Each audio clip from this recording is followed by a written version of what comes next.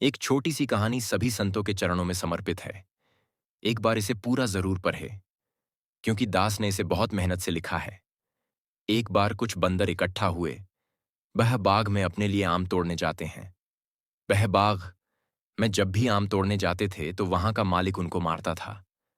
बंदर इस बात से बहुत परेशान थे कि उनको बहुत कोशिश के बाद भी आम खाने को नहीं मिलते हैं। बंदर जब भी आम तोड़ने जाते थे तब वहां का मालिक डंडे से उन्हें मारता था। बंदर बहुत परेशान थे। आम के बाग से आम खाने को नहीं मिल रहे थे। एक दिन सभी बंदरों ने मिलकर एक योजना बनाई। उनमें से एक बंदर बोला, हम रोज रोज बाग से आम तोड़ने जाते हैं और वहां का मालिक हमें मारता है। क्यों ना हम सब इकट्ठे होकर आम तोड़कर लाएं और आम की गुठलियां निकालकर हम अपना खुद का बाग लगाएं। यह बात सभी को अच्छी लगी। जब खुद का बाग होगा तो जिस टाइम मन होगा उसी टाइम आम तोड़कर खाया करेंगे। सभी बंदर इकट्ठे हुए और बाग में गए और वहां से आम तोड़कर लाए। आम तोड़कर लाने के बाद सभी ने अच्छी तरीके से आमों से गुठलियां निकली और तालाब के पास गड्ढा करके गाड़ दी। आप सभी बंदरों को इंतजार था कि आम के पेड्डे उगेंगे और हम सब बंदरों का खुद के आमों का बाग होगा और हम जब चाहे तब आम तोड़कर खाया करेंगे। 3-4 दिन सभी ने इसका इंतजार किया, पर आम का पेड़ अभी तक जमीन से बाहर नहीं निकला। बंदरों पर रहा नहीं गया। उन्होंने गड्ढा खोदा और गुठली को चेक किया कि जम रही है या नहीं, और वापस दोबारा फिर जमीन में गुठली दबा दिए।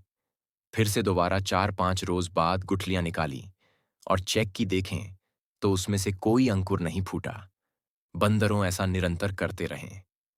हर 2-3 दिन बाद गुठलियां निकाल निकाल कर चेक करते थे पेड़ जम रहा है कि नहीं। एक दिन सभी बंदरों को बहुत गुस्सा आए और उन्होंने इस बार फिर गुठलियां निकालकर चेक की, पर गुठलियां नहीं जमी। इस बार बंदरों को गुस्सा आया और उन्होंने सारी गुठलियां जमीन से निकलकर फेंक दी और बोला, यह नहीं जमेगी प्यारी। संगत जी कहने का भाव यही है। हम भी अक्सर ऐसा ही करते हैं। सत्संग में जाते हैं, सत्संग गए, अभी 4-5 रोज ही हुए होते हैं हमें। हम अपनी एक इच्छा पहले दिन से ही सद्गुरु के सामने रख देते हैं।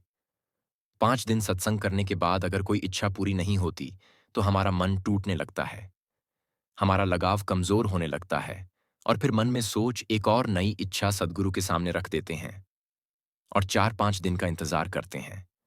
देखते हैं कि हमारी मनोकामना पूरी हो रही है या नहीं, और अगर नहीं होती है तो विश्वास बिल्कुल कमजोर हो जाता और हम कोई ना कोई आरोप सद्गुरु पर लगाकर सत्संग जाना बिल्कुल बंद कर देते हैं। साध संगत जी कहने का भाव यही है, क्या पता निरंकार हमें वो न देकर जो हम मांग रहे हैं उससे अच्छा दे।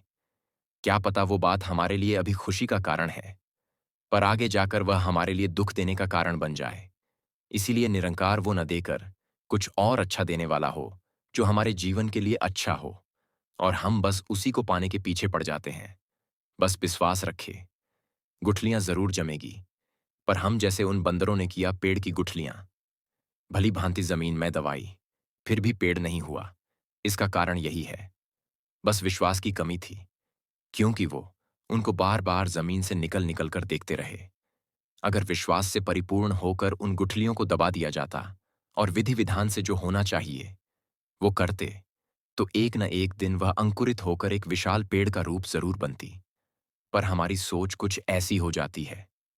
सत्संग में गए कुछ ही दिन होते हैं, हम मन में एक नया भाव, एक नई इच्छा सद्गुरु के सामने हम पेश कर देते हैं, और अगर वह पूरी नहीं होती तो सद्गुरु बेकार है। मन में बोलते हैं, हमें तो पहले ही पता था यहां कुछ नहीं है, ईश्वर हमारी तरफ देख ही नहीं रहा।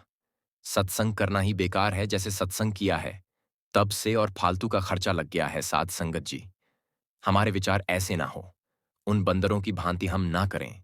जमीन से हम गुठलियां निकाल निकाल कर चेक करते हैं, जमी कि नहीं, बस विश्वास रखें, हम एक विशाल वृक्ष पाएंगे। कहते हैं ना, विश्वास जो करते हैं वह सब सुख पाते हैं।